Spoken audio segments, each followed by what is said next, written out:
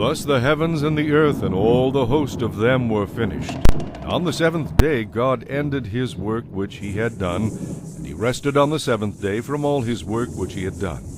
Then God blessed the seventh day and sanctified it, because in it he rested from all his work which God had created and made.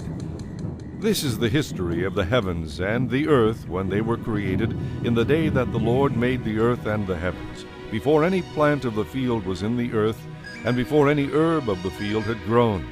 For the Lord God had not caused it to rain on the earth, and there was no man to till the ground. But a mist went up from the earth and watered the whole face of the ground. And the Lord God formed man of the dust of the ground, and breathed into his nostrils the breath of life. Man became a living being. The Lord God planted a garden eastward in Eden, and there he put the man whom he had formed. And out of the ground the Lord God made every tree grow that is pleasant to the sight and good for food. The tree of life was also in the midst of the garden, and the tree of the knowledge of good and evil. Now a river went out of Eden to water the garden, and from there it parted and became 4 river heads. The name of the first is Pishon. It is the one which skirts the whole land of Havilah, where there is gold. And the gold of that land is good. Bdellium and onyx stone are there. The name of the second river is Gihon. It is the one which goes around the whole land of Cush. The name of the third river is Hiddekel. It is the one which goes toward the east of Assyria. The fourth is the Euphrates.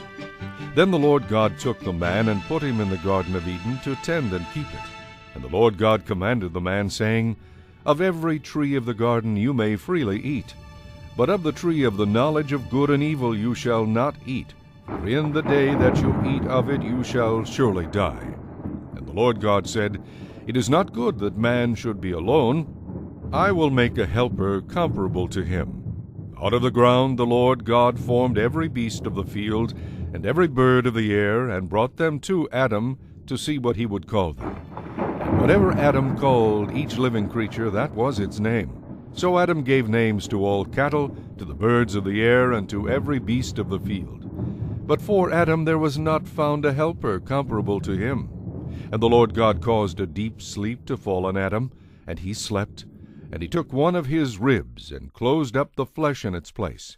Then the rib which the Lord God had taken from man he made into a woman, and he brought her to the man. And Adam said, This is now bone of my bones, and flesh of my flesh. She shall be called woman, because she was taken out of man.